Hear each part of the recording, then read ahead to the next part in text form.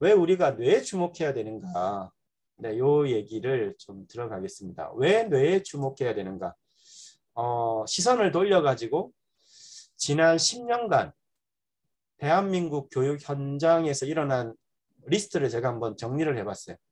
IQ 검사를 더 이상 하지 않는다. 주변 학교에서 IQ 검사하는 학교 없을 겁니다. 하는 학교가 있으면 신고를 하셔야 되고요. 학교 체육 교과 시간이 대폭 증가를 했죠. 그리고 지금은 한 5년 전부터 초등학교에 학생 스포츠 클럽이라는 게 운영이 되고 있어요. 이거는 지금 아마 30대 이상 성인들은 이런 걸 초등학교 때 안 해봤죠. 그리고 중학교 입학하면 대부분 1학년 때 시험, 중간, 기말 시험 성적이 없는, 평가를 하지 않는 자유학년제를 하고 있습니다. 그리고 고등학교 학점제, 이거 대학 같은 생활을 이제 2025년부터 우리나라 고등학교의 학점제가 진행이 됩니다. 내가 듣고 싶은 과목을 찾아가는 거예요. 고교 학점제 준비를 앞두고 있죠. 그리고 우리나라가 2009년에 두뇌 훈련 분야의 국가 공인 제도를 세계에서 처음으로 만들었어요. 세계 최초입니다. 그리고 20세기에 인간을 공부했던 심리학이죠. 인간의 마음과 행동 변화를 탐구했던 게 심리학인데 지금 심리학과를 가면 뇌 공부를 합니다. 네, 인간의 심리를 탐구하는데 뇌를 공부한다. 네, 그리고 뇌파라고 하는 과거에 병원에 가서 의사들이 뭐 이런 신경정신과 관련해 측정했더니 뇌파가 뉴로 피드백을 포함해서 의대 밖으로 나오기 시작했죠. 그래서 지금 초등학교에 심심찮게 아이들 생체 신호 검사를 많이 하고 있고요. 요즘에 일반 상담센터를 가도 뇌파를 측정하고 심지어는 한의원에도 올라가 있습니다. 그리고 의대에만 있었던 뇌 관련 학과들이 잇따라 의대 밖에서 설립되고 있다. 이런 흐름들을 관통하는 흐름은 바로 이 뇌에 대한 인간의 마음이라는 건 어디에 있는가에 대한 질문입니다. 뇌에 대한 이해는 인간에 대한 이해를 갖는다. 왜냐? 지금 여러분들과 저의 뇌를 바꾸면 심장을 바꾸는 것과 다르다는 이유 때문이죠. 마음이 심장에 있다고 착각했던 지난 수천 년의 역사가 있었습니다. 그래서 그것을 여러분과 저의 심장을 바꾸는 거, 뇌를 바꾸면 겉은 멀쩡한데 사람이 바뀌는 이 문제점, 인간이란 무엇인가에 대한 그 질문의 뇌를 빼놓고 이제 얘기를 할 수가 없어서 뇌과학과 교육의 융합 흐름들이 2000년대 들어서 본격화되기 시작했습니다. 90년대 마음기지의 총사령탑이 뇌라고 밝혀지고 나서 제일 첫 번째로 연관이 있었던 게 교육이겠죠. 교육이 인간의 변화를 의미하니까요. 그래서 이 OECD의 셀이라고 하는 교육혁신위원회에서 학습과학과 뇌연구 프로젝트가 스타트가 됐고요. 교육이라는 영역에서 뇌연구의 결과들이 이제 들어오기 시작했습니다. 그래서 세계의 가장 큰 신경과학학회인 SFN에서는 신경교육이라는 게 뉴로 에듀케이션이 생겨났고요.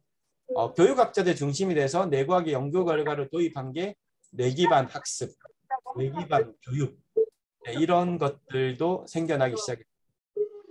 그래서 한국에서는 거꾸로 뇌교육, 세계 최초로 뇌에 대한 교육이라는 용어를 처음 쓴다라는 사실. 저희가 좀 그 부분을 주목할 필요가 있지 않나 생각이 되고요. 우리나라가 이제 얼마 안 됐습니다. 이거 2014년인데요. 저기 방배동인가요? 거기 가면은 임용고 교원들, 임용고시 합격한 교사들 연수하는 서울중앙교육연수원이라고 있는데 거기에 이제 제가 여기 강의한 사람이 저예요. 네, 엄청 옛날인데 엄청은 아니고 여기 제가 한국대학연구원에 있을 때 이게 이제 제가 얘기 듣기로는 서울중앙교육연수원에서 뇌에 대한 강좌를 전체적으로 했던 게 처음이라고 들었어요. 여기 앉아 계신 분들이 다 그 임용고시 합격한 분들이에요. 그러니까 이분들을 대상으로 뇌 이해를 통한 청소년 교육. 결국은 이게 에일리언 브레인, 외계인의 뇌, 사춘기의 뇌를 이해하자 이런 주제였는데 미국 같은 경우는 한 수년 전부터 2000년대 초반부터 이런 연수를 했어요. 특히 이제 중학교 교사들 대상으로 브레인 U라고 외계인의 뇌를 이해하자. 네. 교사들부터 연수를 시작했고 전체 교사로 확대가 됐고 지금은 미국 연방교육국에서 이런 걸 이제 보편화시키고 있죠. 이게 2014년인데 지금은 웬만한 교사 연수에 뇌 연수를 합니다. 우리나라 그만큼 이제 뇌에 대한 흐름이 교육 현장에 많이 이제 배포가 된 건데요. 우리나라 이제 한 8년 됐죠. 이게 2014년이었으니까. 그럼에도 불구하고 네, 아직도 네, IQ 세대들은 IQ를 얘기한다. IQ가 잘못됐다는 게 아닙니다. 지금도 웩슬러 검사나 이런 것들을 하는 학부모님도 많은데 집단으로 하지 않는 게 중요한 거죠. 뭐 개인적으로는 해도 됩니다. 개인적으로 해도 되는데 IQ 100년 역사를 무너뜨렸다는 이 다중지능이 무려 1983년에 나왔다는 사실은 우리가 기억해야 되죠. IQ로 점철된 미국 사회에 안타까운 마음을 가졌던 가드너 하버드대 교수가 IQ 100년 역사를 무너뜨린 Frame of Mind, 마음의 틀이라는 저서입니다. 그 서브 타이틀이 Multiple Intelligence, 다중지능이에요. 이거를 냈던 이유는 왜 지구촌의 모든 아이들이 갖는 그 다양한 능력을 뭐 대표적으로 언어 논리 수학이죠. 이런 학습적인 능력만 머리 좋다, 지능이라고 표현하는지 그것에 대한 반기를 든 겁니다. 핵심 주제가 마음이에요. 아이들의 마음 능력, 즉 머리죠.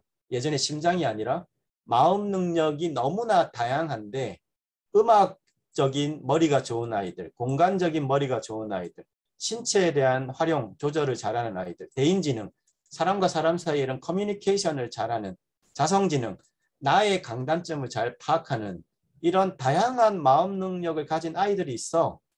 부모와 교사의 가장 큰 역할은 그 아이만이 갖고 있는 특별한 마음 능력을 일깨우는 거야. 가능하면 스스로. 그리고 그거를 지속적으로 키우게끔 가이드하는 거라는 걸 강조하셨죠. 그래서 유럽 같은 경우는 교사를 티처라고 하지 않고 인스트럭터라고 합니다. 이게 가이드 해주는 역할이다. 우리나라도 앞으로 계속 멘토에 대한 이런 역할로 바뀔 겁니다. 그래서 지금도 이럼에도 불구하고 지금도 머리 공부 잘하면 머리가 좋아라고 얘기를 하고요. 공부 이외의 걸 잘하면 재능이 있다 얘기해요. 음악을 잘하면 머리가 좋다 잘 얘기 안 합니다. 신체적인 이런 거 잘하면 머리 좋다고 잘 얘기 안 해요. 아이들 친구를 엄청 잘 사귀는 거 엄청난 두뇌 능력인데 머리 좋다고 얘기하지 않습니다. 자성지능, 자신을 잘 파악하는 친구들 있죠. 머리 좋다고 얘기하지 않습니다. 그런 마인드를 가지면 아이에게 뭐라고 이렇게 얘기를 하겠습니까? 이런 쪽에 너는 특별한 능력이 있어. 네, 그런 쪽에 너는 두뇌가 좋아 라고 얘기를 하지 않겠죠. 모든 것들이 학습이라는 걸로 오리엔트 되겠죠. 그러면 정작 그 아이가 갖고 있는 그 아이만의 가치에 대한 자신감이 결여가 되겠죠. 인간의 가치라는 건 학습은 일부일 뿐입니다. 이 모든 것도 결국은 어떻게 보면 학습인데 네, 공부에 대한 것만 마음 능력, 두뇌 능력이라고 점철되는 순간 아이가 갖고 있는 그 특별한 능력은 없어지겠죠. 그리고 10년이 지나서 자연지능을 내어놓습니다. 네, 교육에서 자연이 사라져가는 세상의 위험성을 강조했죠. 흙을 밟지 않는 아이들. 이게 왜 중요하냐? 오늘날 뇌과학의 연구에서 핵심이 이제 창의성, 교육에서 창의성이 핵심인데 창의성의 핵심은 정서입니다. 어릴 적에 정서의 풍요로움을 얼마만큼 끌어올릴 것인가가 이제 요즘에 핵심 화두가 되었는데 이 정서 기제를 가장 원천적으로 확보할 수 있는 시기가 유아기입니다. 근데 이 유아기에 자연과의 괴리감이 커질수록 즉 자연지능이 감소할수록 창의성 개발의 발목을 잡을 수 있어요. 그래서 이게 요즘에 이제 핵심 화두가 됐고 마지막 실존 지능은 네, 이 모든 지능의 방향성을 결정합니다. 여기 앞에서 얘기한 이 8개는 8개가 있다고 네, 인성이 바른 건 아니에요. 즉 똑똑할 수는 있으나 네, 인성이 있는 창의적 아이는 아니라는 거예요. 인성은 이겁니다. 가치에 대한 자신의 가치에 대한 자신의 능력을 보다 나은 큰 것을 위해서 쓸 수 있는 아이들. 이게 바로 실존 지능입니다. 그래서 실존 지능이 사실은 지금 가장 중요한 지능이라고도 볼 수 있죠. 인간의 뇌를 네, 방향성 있게 쓰게 하는 것. 자, 이런 시대가 됐어요.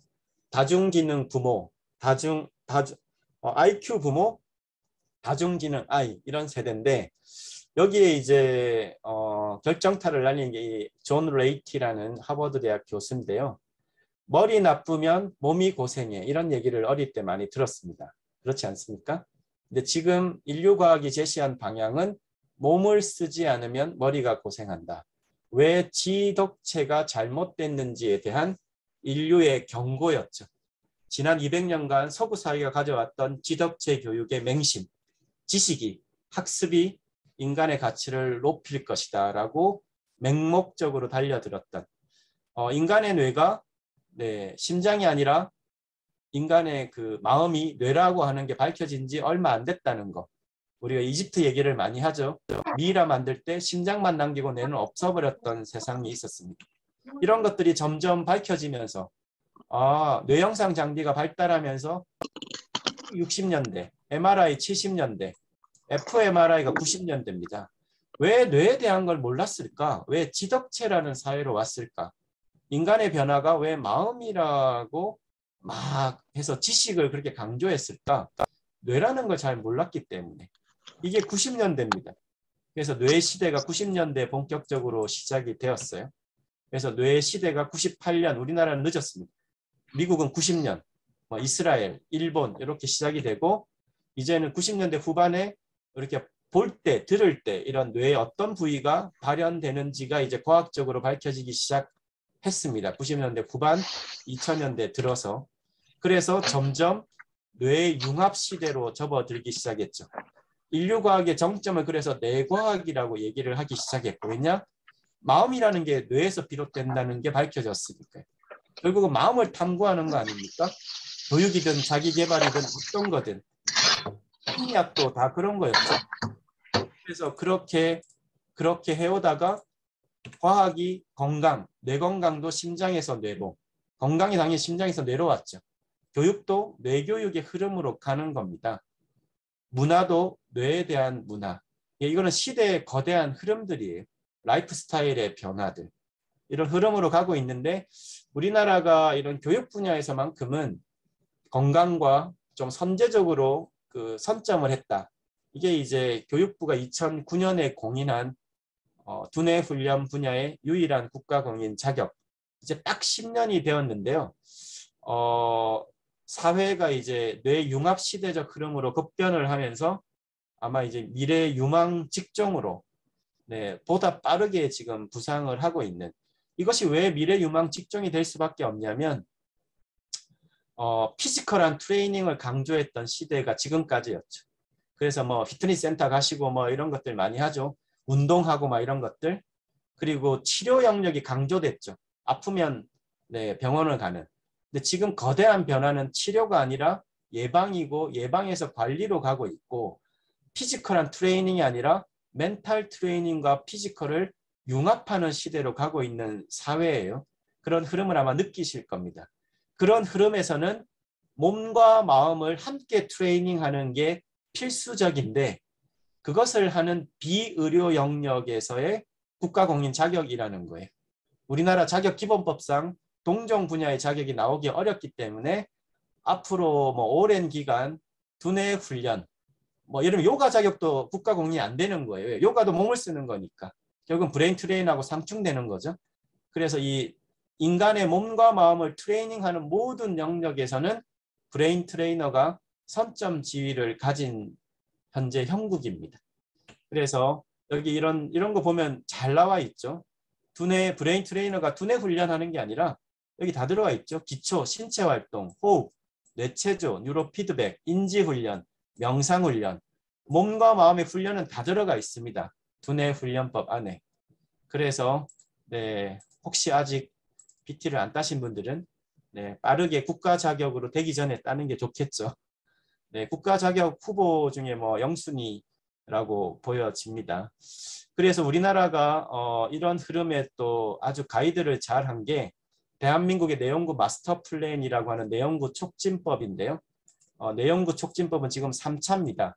1998년이 1차였고 10년 단위로 바뀌는데 제 3차가 2018년부터 2027년까지예요.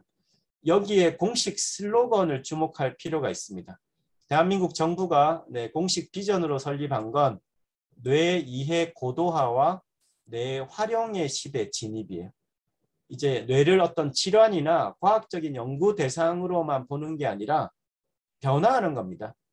인간의 뇌 이해, 생애 주기별 맞춤형, 뇌 원리 적용, 뭐 이런 형태를 이제 앞으로의 10년간 하겠다는 거예요. 즉 의학에서 과학에서 연구했던 뇌에 대한 지식들이 이제는 생활 속으로 들어오는, 즉 뇌 활용의 시대죠. 그런 시대의 변화이다. 건강 분야가 이제 아마 가장 직면하게 되는 변화이죠. 코로나로 이것이 더 빨라졌는데 건강은 세계보건기구 WHO 같은 경우는 무려 1998년에 이게 1998년 헬스 프로모션, 사람들이 자신의 건강에 대한 통제력을 높이고 건강을 향상시킬 수 있도록 하는 과정, 이거를 헬스 프로모션이라고 하는데 미래 건강의 키워드입니다. 즉 선진국으로 갈수록 치료 중심이 아니라 예방 중심이어야 되고, 예방 중심이 아니라 적극적 관리 중심이어야 된다는 거예요. 이거를 코로나로 보면서 아마 다 느꼈죠. 내 건강은 내가 지키는 거지 의사들에게 맡기는 게 아니죠. 치료는 의사가 하지만 치유는 스스로가 관리를 하는 거죠. 그래서 이 헬스 프로모션의 개념은 내가 평상시에 적극적으로 자신의 일종의 자율신경계, 항상성 기제를 관리하는 겁니다. 이거의 관리가 깨어지는, 이걸 왜 세계보건기구가 제시를 했냐면 계속 무너지고 있기 때문입니다. 현대 시민들의 자율신경계 건강이 무너지고 있기 때문에, 그리고 너무 약물의 남용이 많기 때문에. 그래서 미국의 국립보건원 같은 경우에는 이 NIH에서는 국제사회가 점점 경제발전, 삶의 질적 향상에 관심을 돌리면서 질병의 부재가 중요한 게 아니라 육체적으로, 정신적으로, 사회적으로, 영적으로, 영적이란 건 이제 조화로운 상태죠.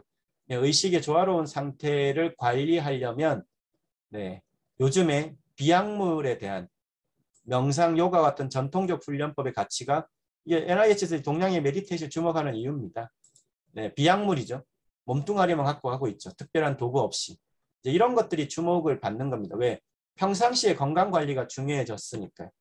우리나라도 이런 명상에 대한 의식은 많이 바뀌었죠. 그래서 우리나라 정신과 전문의들이 2017년에 대한명상의학회를 출범을 시켰어요. 너무나 늦었는데 뒤늦게라도 이렇게 한 게 다행입니다. 예를 들면 우울증 같은 경우는 명상 치료를 하겠다는 이제 의도가 보이죠. 그래서 지금 이런 뇌에 대한 흐름들은 기존의 인간을 탐구하고 인간의 어떤 능력을 측정하고 인간의 역량 개발에 대한 걸 들어갔던 그 모든 것에 이제 뇌를 중심으로 들어가고 있습니다. 즉 이제 요즘에 이런 아이들의 학습에 대한 것도 뇌파에 대한 측정을 통해서 들어가고 있는 이유, 보다 과학적이니까요.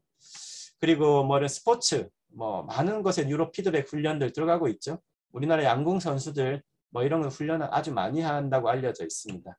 그리고 이런 관련한 이제 기업들도 대거 이제 나오기 시작을 하고 있고, 심지어는 요즘에 우울증, 치매 같은 조기 진단에 이런 뇌파 측정 기술도 도입이 속속 되고 있습니다.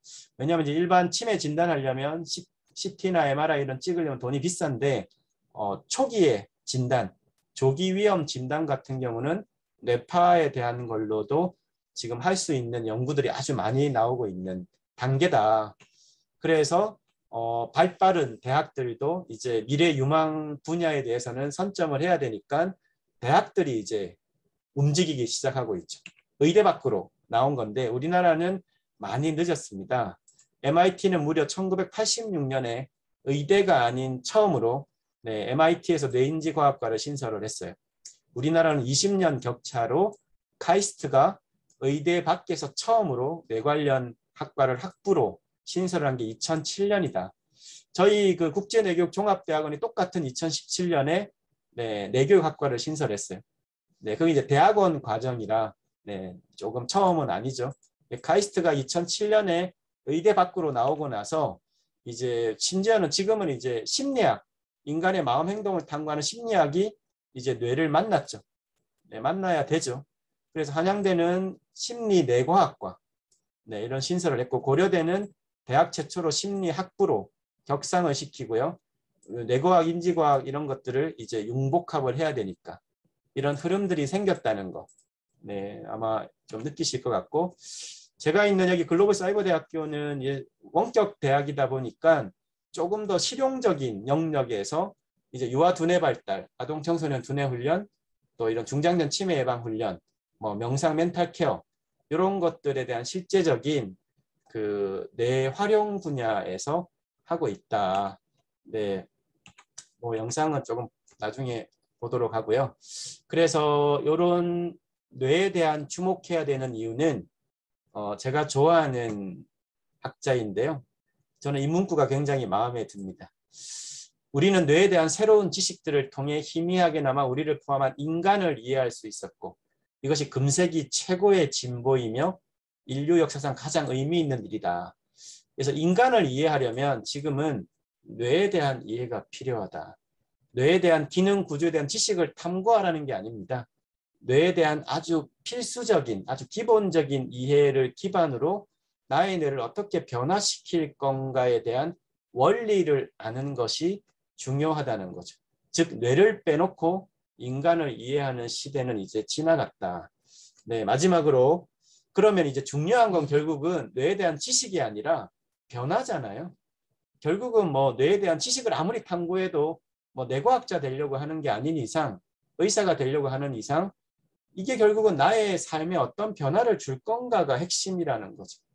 그래서 몸과 마음 이 두 가지 키워드를 놓고 아까 얘기한 이 존 레이티 교수가 몸을 쓰지 않으면 머리가 고생한다. 이 운동 기반 학습이라는 거를 한 번 더 제시를 하는 이유는 이 거대한 뇌에 주목했던 시대 흐름에 교육 영역에 화두를 던졌기 때문입니다. 그래서 인류가 생물학이 발달하고 신경과학이 발달하면서 지덕체가 왜 잘못됐는지에 대한 궁금증을 갖기 시작했어요. 왜 지식 중심 사회를 통해서 이토록 물질 문명이 발달을 했는데 사회가 더 복잡해지고 더 이상한 사이코패스와 이런 뭐 너무 많은 문제들이 나오고 사회적 문제들이 너무 많이 일어나죠. 그래서 들여다보기 시작했던 게 인간 두뇌 발달의 특이성입니다. 동물과 인간은 두뇌 발달 체계가 다르구나. 동물은 나오자마자 뭐 이것저것 다 하죠. 네, 인간은 오랜 시간이 걸려야 성인기가 됩니다. 무려 80세 평균이라고 보면 20년 정도, 뭐 짧게는 15년을 성인기 과정을 겪더라는 거죠. 아래쪽 동물들이 저렇게 할 수 있는 이유는 성인 뇌의 거의 대부분을 갖고 태어나니까. 인간은 환경과의 상호작용을 통해서 발달하는 특별함을 갖는구나. 기는 아기가 그냥 기는 게 아니구나. 네, 아기가 길 때 저런 생후, 신경망에 엄청난 변화가 일어나는구나. 동물들은 저렇지 않구나 라는 걸 알았어요. 1000억 개의 뉴런이라고 하는 신경세포가 엄청난 신경망의 발달 변화를 만든다는 거. 네, 그렇게 알아차리기 시작했죠. 그래서 더 들여다보니까 순서가 있구나. 0세부터 한 2세까지는 신체 활동이 중요하구나. 아기들이 기고 네 발, 두 발 사지를 쓰고 두 발로 서고 또 자기 몸을 다 쓰고 하는 신체 활동을 통해서 뇌에 변화를 주는구나. 아기의 뇌가 자기 몸을 다 컨트롤하고 나면 2세부터 4세는 몸 바깥의 다른 대상하고 주고받는구나. 이때는 사람과의 교류, 대가족이 유리하겠죠. 형제가 많은 게 유리하겠죠. 또래가 많은 게 유리하겠죠. 근데 그게 반대가 된다면 대가족이 핵가족이 되고 아이들이 디지털과 가까워지고 또래가 없어지고 부모가 맞벌이를 하고 그래서 점점 접촉이 없어지면 정서 발달이 위축이 되겠죠. 그래서 우리나라가 지난 수십 년간 태어난 아이들의 정서 위축 현상들이 많았습니다. 그 다음에 4, 5세부터 인지학습, 세계 최고의 인지학습 국가 아닙니까? 그래서 한국 사회에서 지난 20년간 이 신체, 정서, 인지의 균형이 깨어진 아이들이 많이 나왔죠. 그래서 세계 최고의 똑똑한 뇌를 일구었지만 또 그 반대급부로 세계 최고의 자살률, 청소년 자살률도 높은 국가가 되었습니다. 그래서 극상과 극하를 가진 한국. 네, 지난 두뇌 발달의 특이성 때문이었다.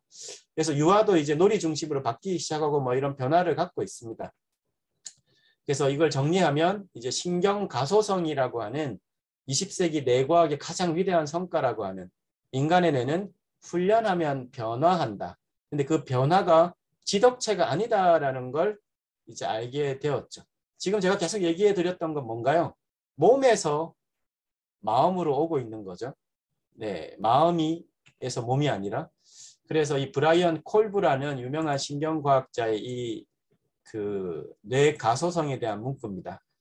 여러분의 뇌는 유전자만의 산물이 아니다. 평생을 걸쳐 쌓이는 경험들을 통해 조각되어진다. 경험은 뇌의 활성을 바꾸고 그 변화는 유전자 발현 양상을 바꾼다. 똑같은 유전자도 어떤 환경에 놓이냐에 따라서 유전자의 스위치가 달라진다는 거죠. 눈에 보이는 행동 변화는 모두 뇌의 변화다.